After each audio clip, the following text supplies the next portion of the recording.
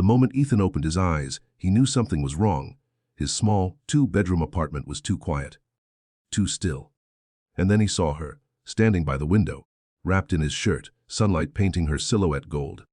Amelia Hart, the powerful, untouchable CEO of Hart Tech, in his living room, wearing his shirt. Ethan shot up from the couch, heart pounding. What are you doing here? She turned, eyes softer than anyone would ever believe the famous Amelia Hart could be. Your daughter let me in, she said quietly. And we need to talk. Before he could ask another question, a small voice interrupted. Daddy, she fell last night. I helped her. Ethan froze. Last night, that storm. The soaked woman he found collapsed near the building entrance. He had no idea it was her. He only remembered carrying her inside, giving her dry clothes, making sure she was warm. He didn't think about who she was, only that she was human and hurting. Amelia stepped closer, clutching the shirt slightly. I didn't tell you everything yesterday. I was running from a board meeting. From people who think money is the only thing that keeps a person alive. Her voice trembled, the world's most feared CEO trembling. Your daughter, she continued, held my hand while I cried. Ethan blinked. You cried. She gave me her only blanket. Amelia whispered and said, It's okay. Daddy helps people. That's what he does. Ethan felt something tighten in his chest. Pride, pain, disbelief. I've built an empire, Amelia said, eyes shimmering. But last night, in this tiny apartment, wrapped in your daughter's blanket, I felt something I haven't felt in years. Ethan swallowed. And what's that? Amelia walked to the table, where a stack of overdue utility bills lay open. Bills Ethan thought he had neatly hidden. I saw these, she said gently. I'm sorry. Ethan began, embarrassed. But she shook her head. Don't apologize. Just listen. Her voice steadied, not with power, but purpose. I grew up just like your daughter. Single dad, no money, no comfort. Just love, and someone who refused to give up. Ethan stared at her. I haven't told anyone that. She added softly.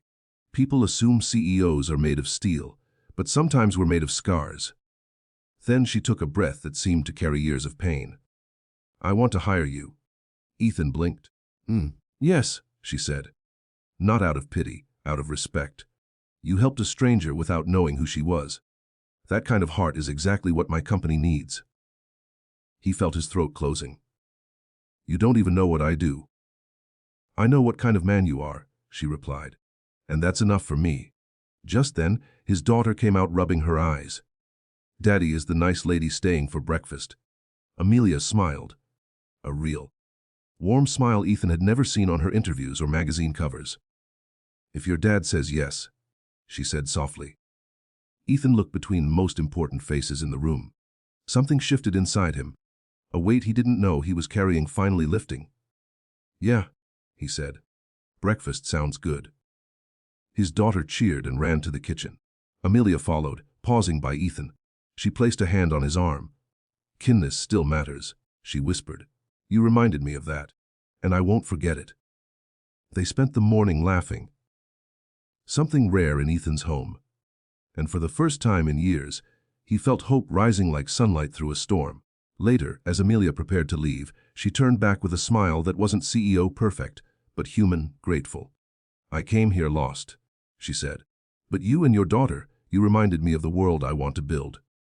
One where compassion means more than power. Ethan nodded, eyes warm. And Ethan, she added, this isn't the end, it's the beginning. When she left, his daughter tugged his hand.